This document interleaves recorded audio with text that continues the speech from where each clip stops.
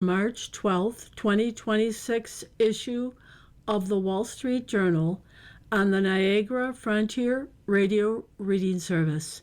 Thank you for joining us today.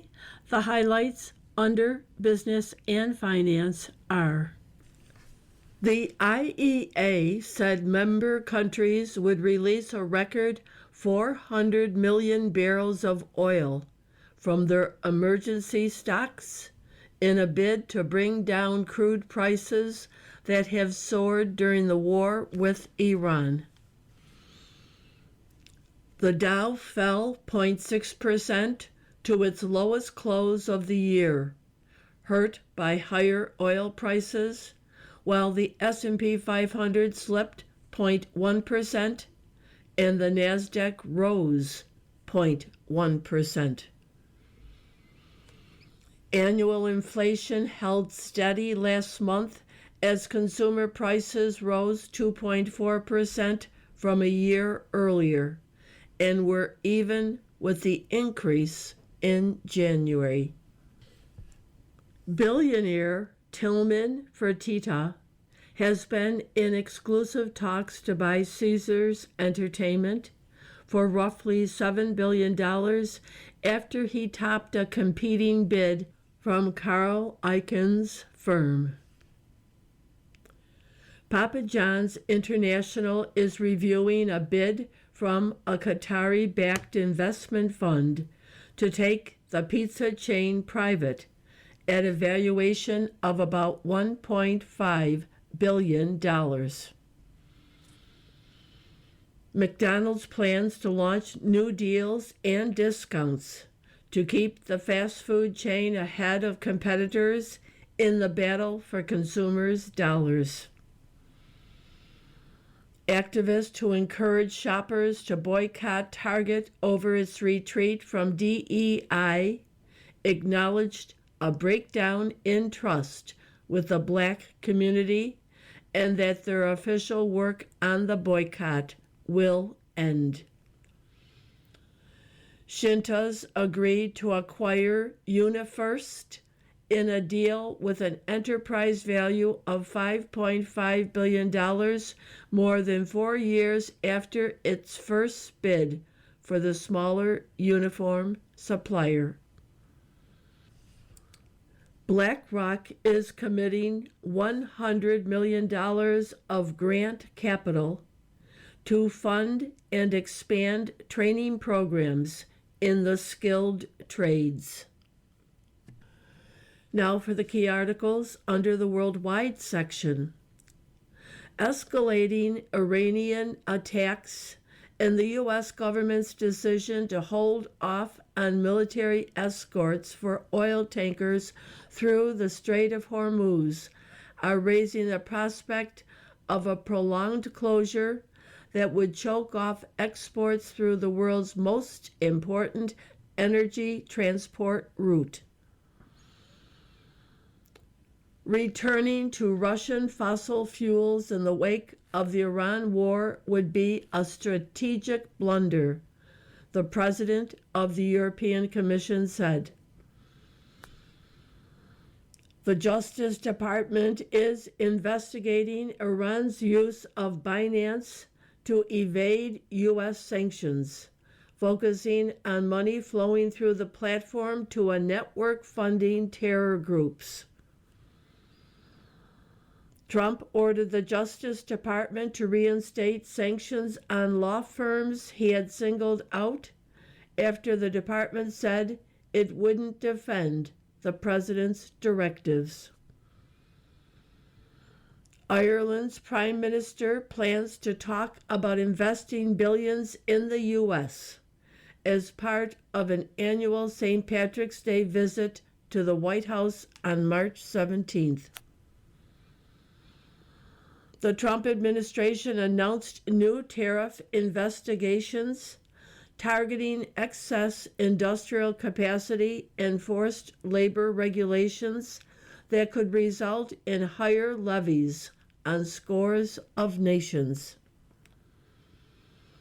Republican Senator John Cornyn reversed himself to say that he would now support changes to the Senate filibuster rule that requires 60 votes to advance most legislation. Jose Antonio Cast was sworn in as Chile's new president, marking the nation's most pronounced shift to the right since the return of democracy in 1990. The picture on today's front page shows a huge cargo ship engulfed in smoke. And that caption reads, "A Thai cargo ship hit by a projectile burns Wednesday off Oman in the Strait of Hormuz," in a picture provided by the Thai Navy. Iran has effectively stopped cargo traffic through the strait.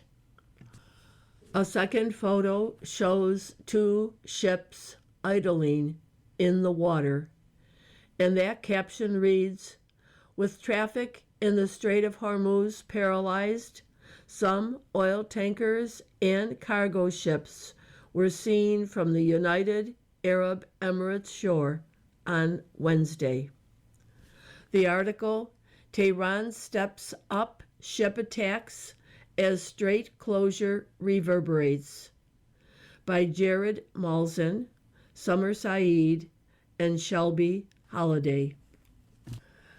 Escalating Iranian attacks and the U.S. government's decision to hold off on military escorts for oil tankers through the Strait of Hormuz are raising the prospect of a prolonged closure that would choke off exports through the world's most important energy transport route.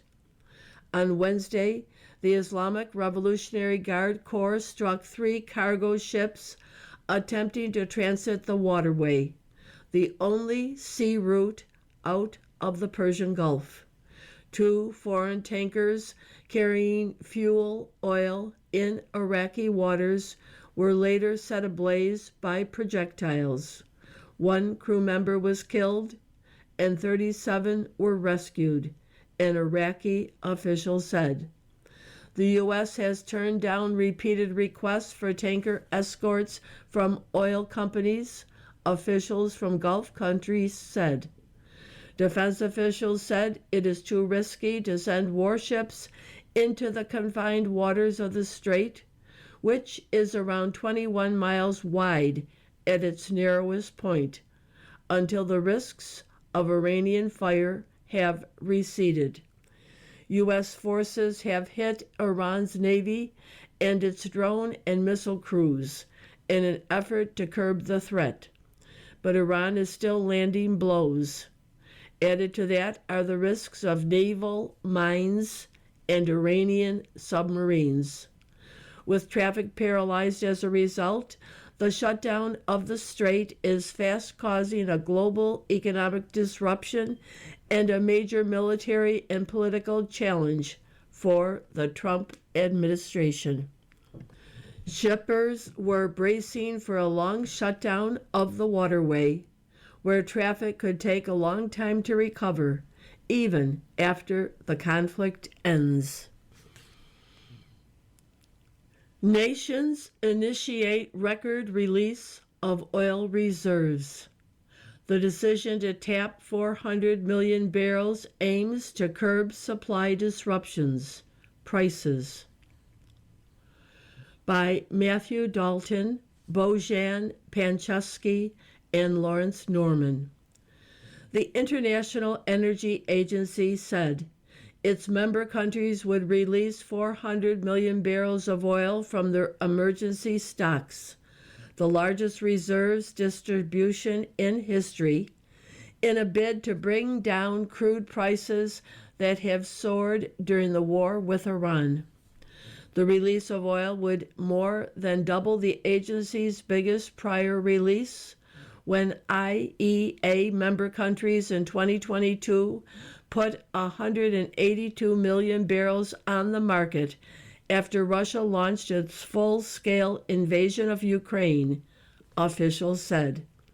The IEA decision is intended to counter the massive disruption caused by the near total closure of the Strait of Hormuz, the narrow waterway that connects the Persian Gulf to global markets. About 1/5 of the world's oil supply moves through the strait, and the threat of attacks and actual attacks on tankers by Iran has brought shipments to a near standstill. Energy officials raced to put the plan together after the U.S.-Israeli attack on Iran. Tehran also has begun laying mines in the strait, suggesting tanker traffic might be disrupted for some time, even after the fighting stops. A blockage of the strait is the kind of scenario that led Western nations and their allies to create the IEA in 1974 in the wake of the Arab oil embargo. The agency, a club of 32 countries, including the U.S., sets guidelines for how much crude member countries must keep in their reserves and coordinates releases to protect economies from oil market turmoil. IEA countries have unanimously decided to launch the largest ever release of emergency oil stocks in our agency's history, said IEA Executive Director Fatih Birol. This is a major action aiming to alleviate the immediate impacts of the disruption in markets. Still, the release is expected to provide only a limited reprieve for oil prices while the strait remains closed, officials said. Iran's use of Binance triggers U.S. probe. The crypto exchange says it complies with all reporting obligations. By Angus Berwick and Patricia Kausman. The Justice Department is investigating Iran's use of Binance to evade U.S. sanctions. The probe follows the crypto exchange's dismantling of an internal investigation into more than $1 billion that flowed through the platform to a network funding Iran-backed terror groups, according to company documents and people familiar with the matter. Officials have contacted people with knowledge of the Iranian transactions to seek interviews and gather evidence, some of the people said. The Wall Street Journal couldn't determine whether the Justice Department is investigating Binance itself for potential misconduct or solely the customers on its platform. The inquiry puts the world's largest crypto exchange back in the legal spotlight after its founder, Changpeng Zhao, received a pardon from President Trump in October. Binance pleaded guilty in 2023 to violating U.S. anti-money laundering and sanctions laws, paying a $4.3 billion fine and agreeing to operate under U.S. oversight. Zhao pleaded guilty to a related charge and spent 4 months in jail. The Treasury Department appointed monitor overseeing the company's compliance program also recently requested that the exchange provide information about the Iranian transactions, including about a business partner that sent much of the money, people familiar with the request said. Binance suspended the employees investigating the transactions last November, not long after they flagged $1.7 billion moving from Chinese clients into digital wallets used by Iran to finance its proxies, including Yemen's Houthi militants, the journal reported in February, citing internal reports submitted by the employees. Of that total, more than $1 billion was sent by the business partner, a Hong Kong-based payments company called Blessed Trust. Binance's 2023 agreement with U.S. authorities requires it to screen clients for potential terrorism financing and sanctions evasion, and to report suspicious transactions to the Treasury Department. You are listening to a reading of articles and features from the Wall Street Journal on the Niagara Frontier Radio Reading Service. Inflation steadies, but war poses threat. Food prices rose 3.1% from a year earlier, the largest gain since August, by Justin Lahart. Annual inflation held steady last month, but the outlook for prices has become cloudy as the U.S.-Israeli war with Iran poses a threat to economies across the globe. Consumer prices rose 2.4% in February from a year earlier, the Labor Department reported Wednesday. That compared with 2.4% in January and was even with what economists surveyed by the Wall Street Journal had expected. Core prices, which exclude volatile food and energy items, rose 2.5% from a year earlier, also in line with expectations. Before the launch of the U.S.-Israeli war with Iran on February 28th, Wednesday's inflation report would have been a key reading, shaping expectations for Federal Reserve policy in the months ahead. Now it is something more like a baseline, the reading against which economists will measure whatever the war does to prices in the months ahead. The Dow Jones Industrial Average, pressured by a new climb in oil prices, fell 289 points, or 0.6%. The S&P 500 and the NASDAQ Composite both fell 0.1%. Autism therapy is fastest growing jackpot in Medicaid. Companies have found opportunities to capitalize on a growing need. By Christopher Weaver, Tom McGinty, and Anna Wild Matthews. When Megan Mitchell first launched her autism therapy business in 2019, she took aim at an unlikely source of profit: Indiana's taxpayer-funded Medicaid program, the public insurance system for the poor. The bet paid off.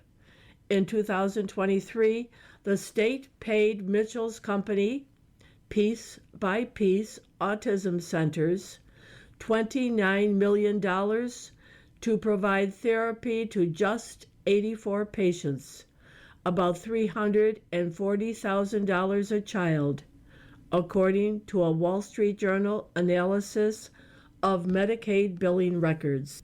That amount surpassed what Indiana Medicaid typically spends in a year treating a newly diagnosed lung cancer patient or covering a year of nursing home care.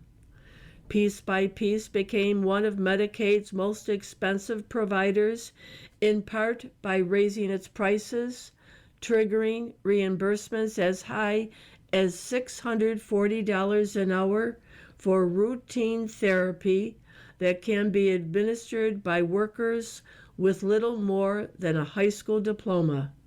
Its highest payments were more than 10 times higher than the nation's average. Mitchell said her company complied with Indiana's rules and the state never objected to her prices.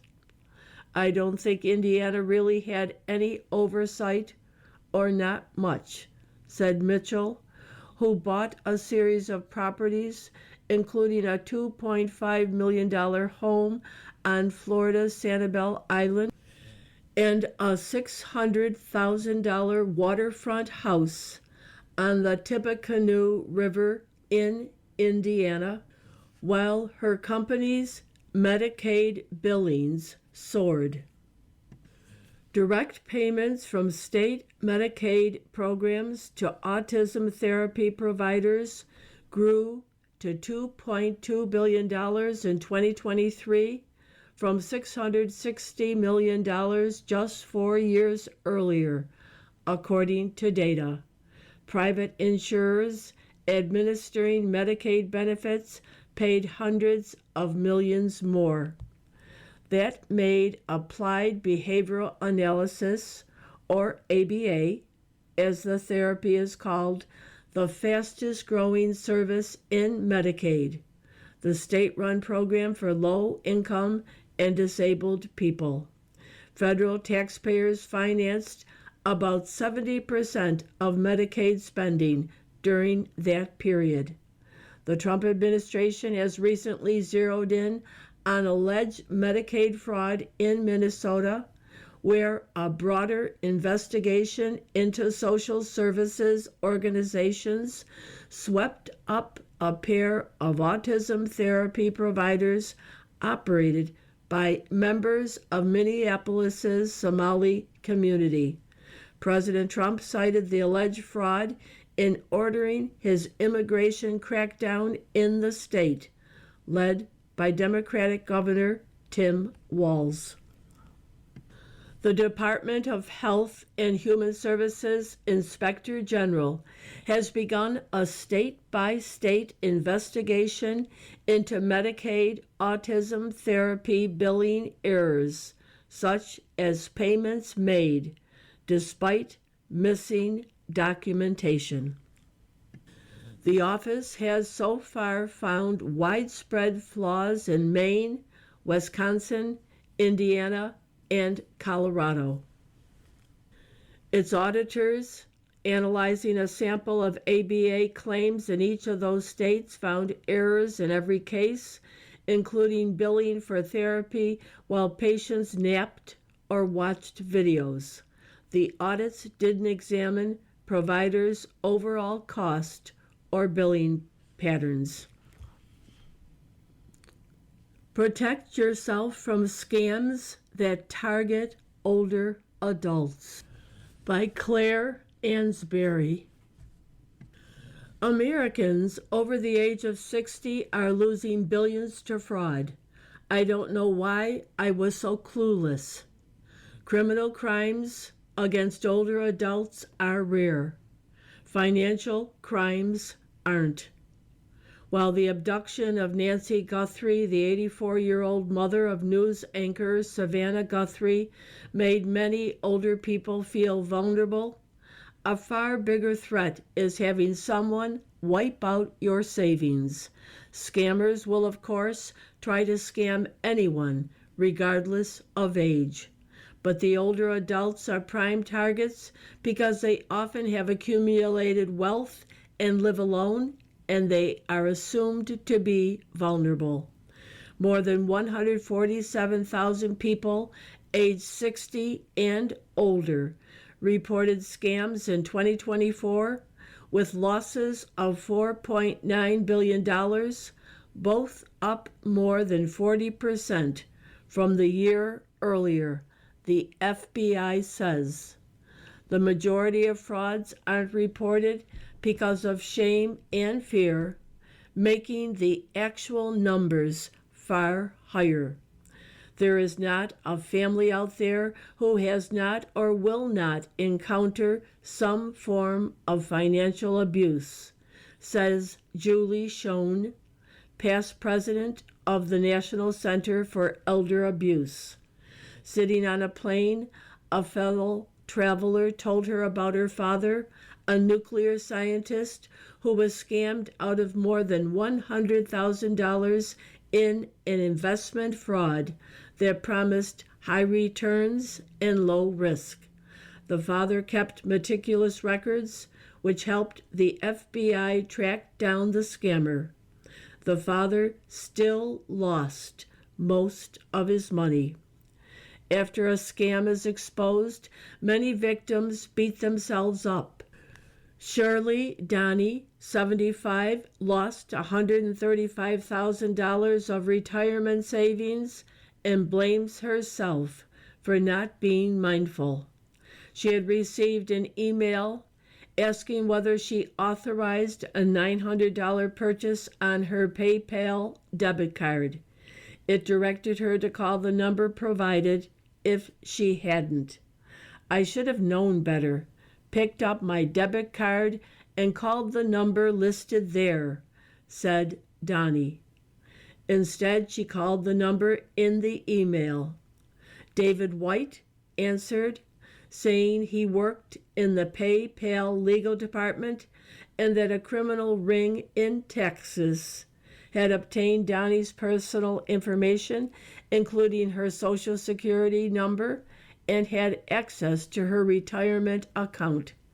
He advised her to transfer her money into another account, which he said had federal protection. Over several days, White guided her as she cashed out her stocks, bonds, and certificates of deposit, despite warnings from her bank and financial advisor. I was so certain it was real, says Donnie. As directed, Donnie put the cash in boxes and gave them to couriers who came to her apartment. When the last delivery was made, she called White. The number was disconnected. That was when the enormity of what she had lost hit her. I consider myself intelligent, said Donnie, who worked for 50 years as an American Sign Language interpreter. I don't know why I was so clueless. Impersonators like White are common. Scammers will pose as grandchildren, police officers, bank staff, and Medicare employees. In some cases, they use artificial intelligence to clone voices. Scammers promise to fix your computer, make you rich, and safeguard your hard-earned money. Here are some ways to safeguard yourself or an older relatives. People should set limits on financial transfers with their banks, brokerages, and other firms. They should also direct all unknown callers to voicemail and make sure antivirus and security software are up to date. Teaching people how to avoid scams is helpful, but preventative mechanisms need to be in place, especially given AI tools scammers are using, says Marie-Therese Connolly, who is author of The Measure of Our Age and helped draft the Elder Justice Act.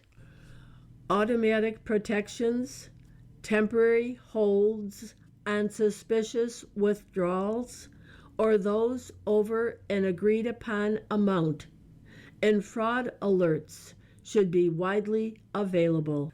Designating a trusted contact on financial accounts to reach in case of suspected exploitation adds another layer of security.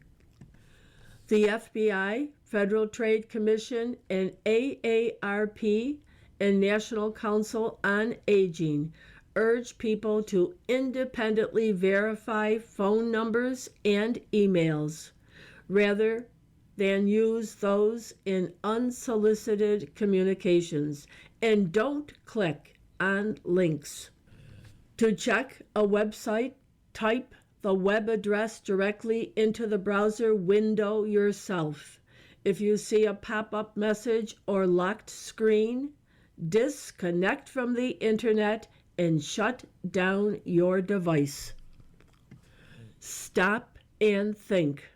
One of the most effective anti-scam strategies is to resist the urge to act quickly, which can be one of the scammer's most effective tools. Slow down. There's no harm in hanging up and calling a number you verify for yourself. Take action. Quickly reporting fraud to police can sometimes stop a scam before money is lost. You are listening to a reading of articles and features from the Wall Street Journal on the Niagara Frontier Radio Reading Service. From the editorial page, America's strategic oil exports. The International Energy Agency said Tuesday that its 32 member countries will release a record 400 million barrels of oil from their emergency reserves to mitigate supply disruptions caused by Iran. Stockpiles exist for this purpose, but don't overlook how U.S. crude exports are also providing a strategic oil reserve for the West. By closing the Strait of Hormuz, Iran has stranded about 20% of the global oil supply. Iran has menaced commercial ships, making the cost of insurance for shippers prohibitive. U.S. officials also say Iran placed mines in the strait. Saudi Arabia and the United Arab Emirates are rerouting some supply through pipelines to the Red Sea. But refineries in Asia and Europe that import crude from the Middle East are still seeing major disruptions, which is reflected in rising crude prices. The IEA release is intended to mitigate disruptions and contain prices.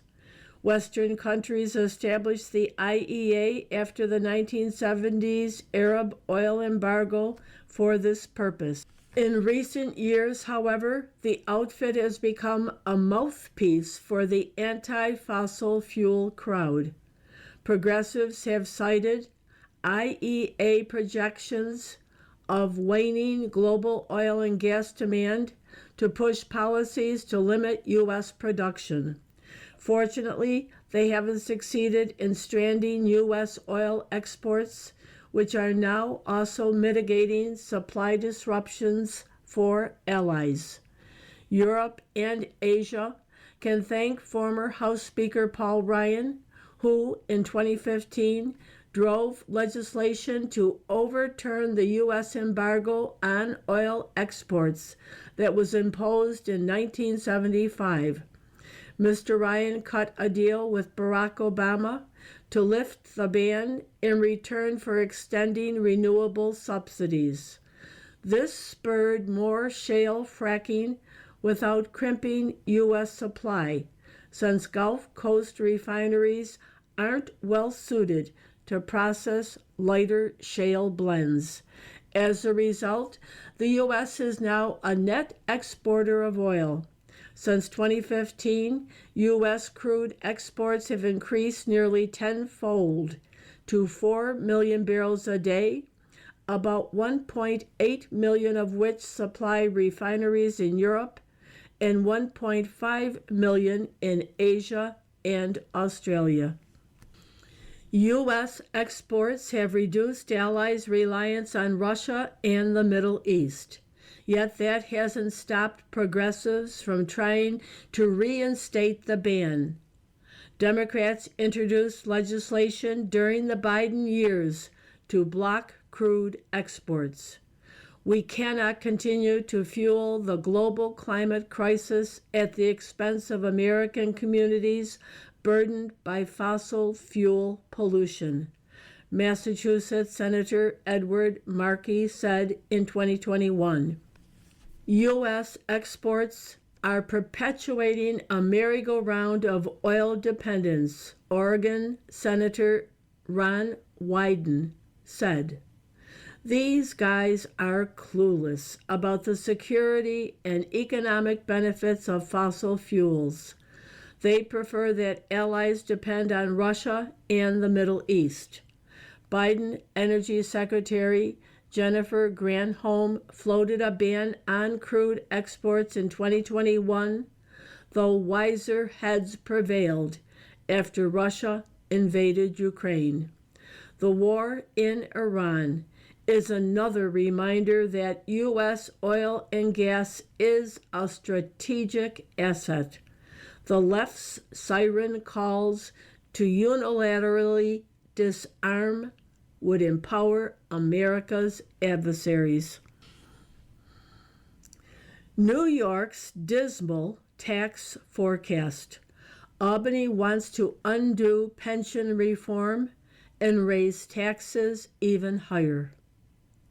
New York City received a glimpse of spring this week, but the political forecast in Albany calls for a blizzard of tax increases. State Senate President Andrea Stewart Cousins and Assembly Speaker Carl Hesse on Monday unveiled their budget proposals for the coming fiscal year, both of which would boost taxes on high earners and businesses.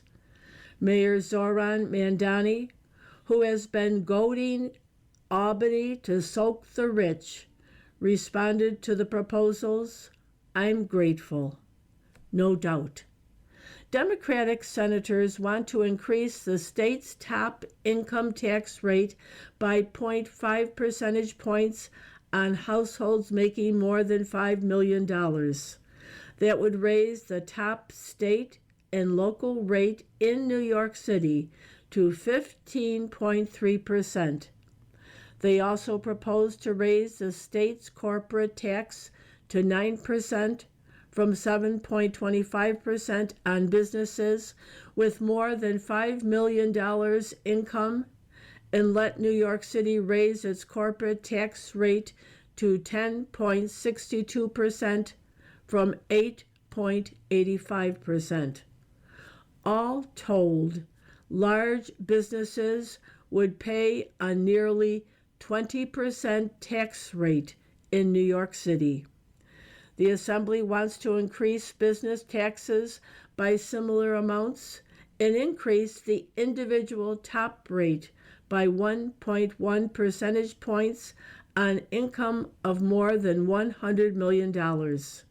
That would bring the top rate in New York City to 15.9%. Both chambers also want to raise the city's mansion tax on property sales greater than $5 million. Look for condos to sell for $4,999,999. The tax increases would fund a potpourri of new spending, including solar panels, housing vouchers, child care, graduate student assistance, and utility rebates for low and middle income New Yorkers to offset soaring electric rates caused by the state's anti-fossil fuel climate policies. Meantime, Governor Kathy Hochul, Democratic legislators, and union leaders held a rally over the weekend in support of rolling back the state's 2012 pension reforms that raised the retirement age to 63 and requires workers to contribute between 3% and 6% of their paychecks to their pensions.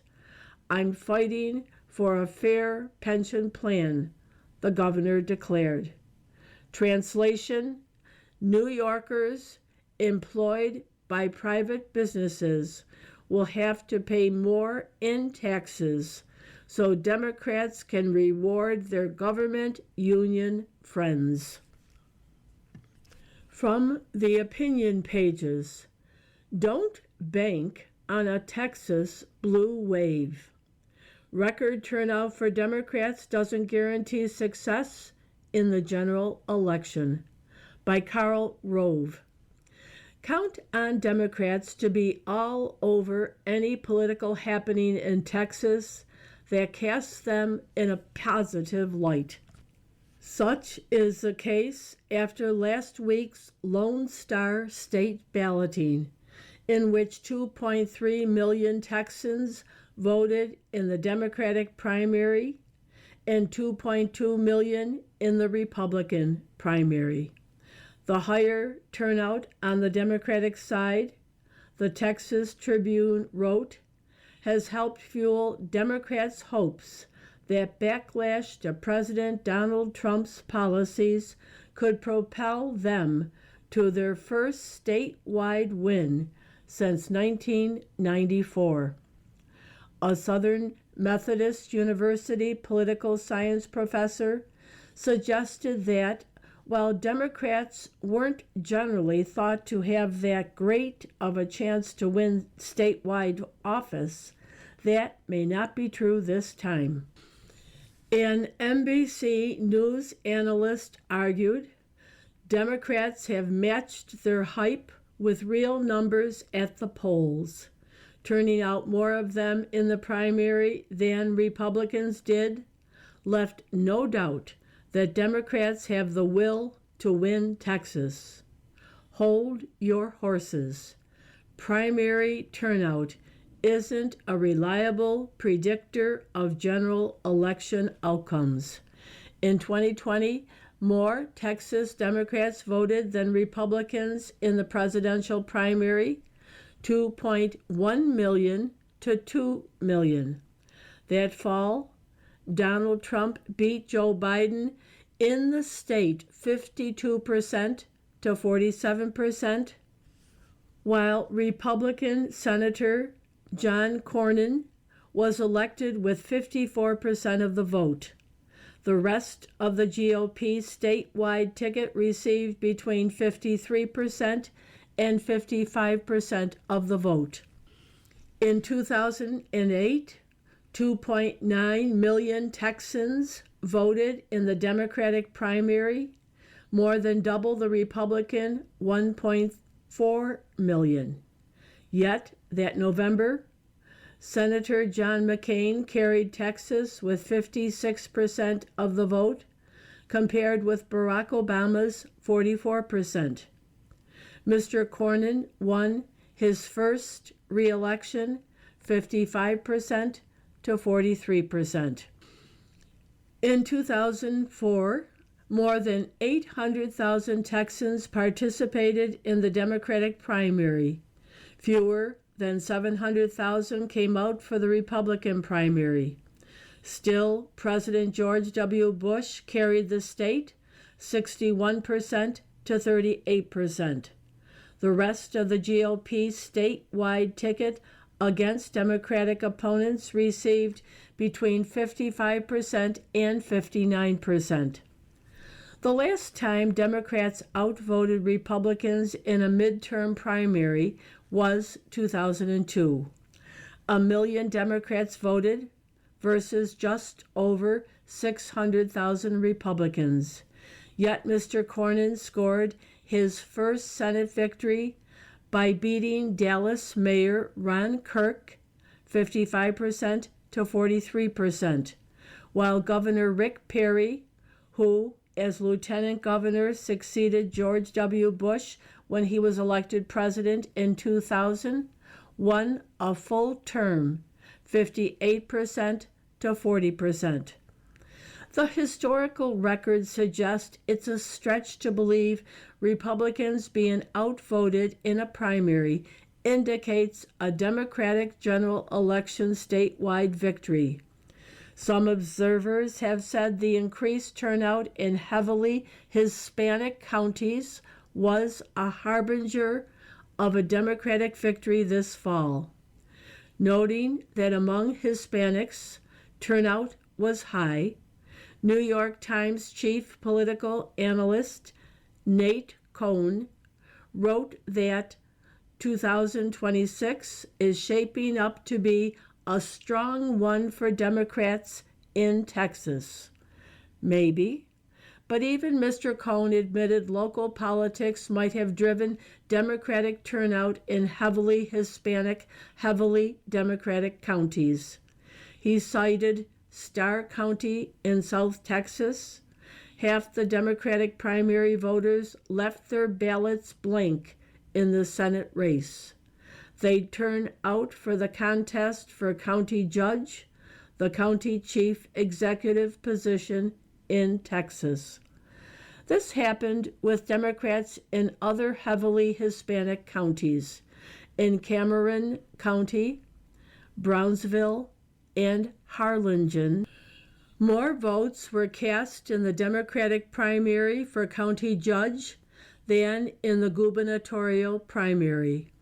In Hidalgo County, McAllen, Edinburgh, Mission, and Farr, more votes were cast in the county treasurer's race than in the gubernatorial primary. In Webb County, Laredo, the county judge and treasurer contest drew more votes than either the Senate or the gubernatorial race. This isn't to say everything is hunky-dory for Texas Republicans. A recent special election to fill a state Senate vacancy points to the GOP vulnerability that prognosticators should focus on. Democrats nominated Taylor Remet, a normal, middle-of-the-road appearing every man. Republicans nominated Lee Wamgans, a hard-right angry divider. The Democrat won, flipping a suburban seat Republicans had held for decades. Similarly, in last week's primary, Democrats chose as their Senate candidate James Tallarico, who is rhetorically moderate compared with his opponent, Representative Jasmine Crockett. To gauge Democratic chances for a statewide victory in Texas, it's best to wait for the Republican Senate runoff. The nomination of the scandal-ridden Attorney General Ken Paxton instead of Mr. Cornyn could let Democrats repeat in Texas what they did in a 2017 Alabama Senate special election. That's when Democrat Doug Jones beat a baggage-laden Republican candidate, Roy Moore. Mr. Cornyn narrowly outpolled Mr. Paxton last week, but both men came up well of short 50%. If Mr. Cornyn prevails in the May 26th runoff, he will be the favorite in November, though the result may come down to which nominee does a better job of rallying his primary opponent's supporters and those who didn't vote in the primary at all. The May GOP Senate runoff, not Democratic primary turnout, will be the key factor this year in Texas. Lone Star Republicans had better choose wisely if they want to keep Texas red. You are listening to a reading of articles and features from the Wall Street Journal on the Niagara Frontier Radio Reading Service. The low cost of high gasoline prices. My students realized a 50-cent a gallon hike wouldn't hinder their vacation plans, by Mitch Zimmer. Gasoline prices are up more than 50 cents a gallon in a crisis reminiscent of one from President Trump's first term. In May 2018, he rattled the saber at Iran by pulling out of the nuclear deal and resuming sanctions. Soon, gasoline prices were up roughly 50 cents from the previous year. The media pounced. Some journalists warned the price jump would cause Americans to cut spending. I remember it clearly because I used this as an example in the Principles of Management class I taught that semester at Penn State University, Berks. All my business classes start with a discussion about the latest news. When gasoline prices spiked, my students were convinced their Memorial Day trips and summer plans were ruined. I asked them to analyze the data themselves, not repeat the media's conclusions. I put a personal example on the board and had them help me with my math. My family routinely drives 600 miles round trip to a house in the mountains for Memorial Day. The trip is planned months in advance, not much different from the students' plans to rent houses, stay in hotels, or camp. Just how much was that 50 cents a gallon going to cost everyone, including me? Would it affect our plans? My own trip would likely be on the more expensive side, since most people in our area travel to destinations less than 300 miles from home. My car gets 30 miles per gallon, so it would require 20 gallons of gasoline for a 600-mile trip. The more expensive gasoline would add $10 to the cost of the trip. At that time, the price increase was short-term and the cost of other goods remained steady. I asked my students, would a group of 4 cancel a long-planned trip if they had to come up with an additional $10 or $2.50 each? If they couldn't find the funds, could they buy fewer drinks at the bar, order fewer appetizers, or convince mom that being out of her hair for the weekend was worth the low price of $2.50? Unsurprisingly, tens of millions of people traveled on Memorial Day weekend, and summer travel broke records, hitting, as Mr. Trump might have put it, levels nobody thought were possible. Gasoline prices dropped later that year. I have used this example in every introductory business course I have taught since then. This isn't a partisan issue.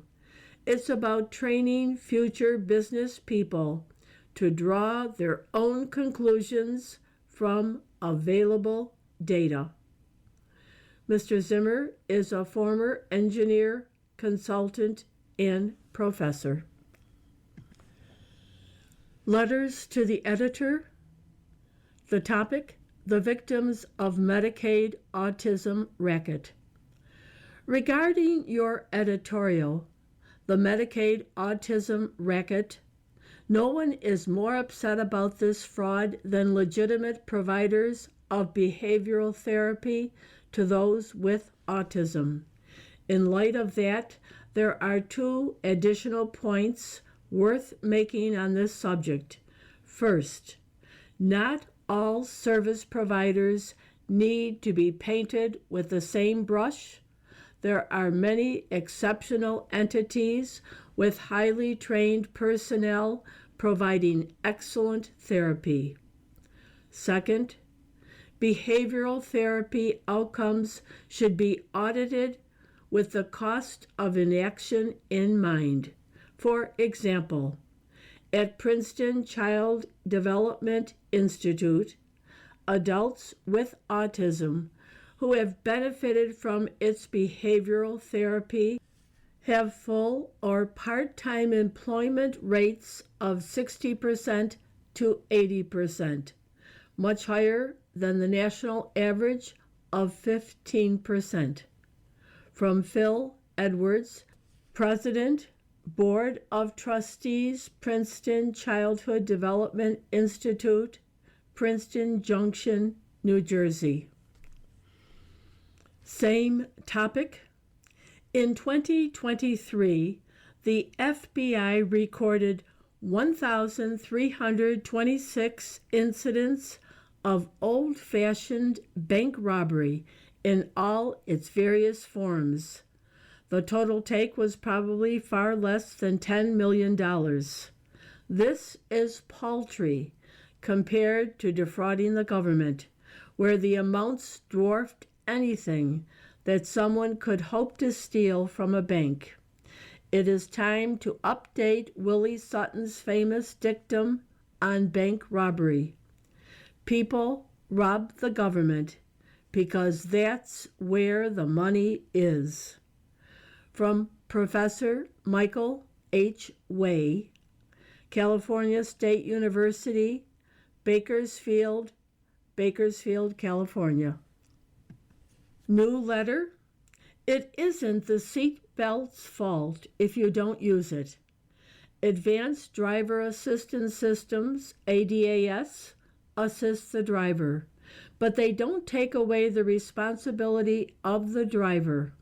I have had Super Cruise on 3 different Cadillacs, and it has assisted me in multiple situations where I may not have reached quickly enough. While your article details accidents that happened, it doesn't detail the thousands of accidents likely avoided because of ADAS. Drivers are negligent in not using or not knowing how to use safety features provided by manufacturers. National Highway Traffic Safety Administration statistics indicated that in 2023, almost 50% of passengers killed in car accidents weren't wearing seatbelts.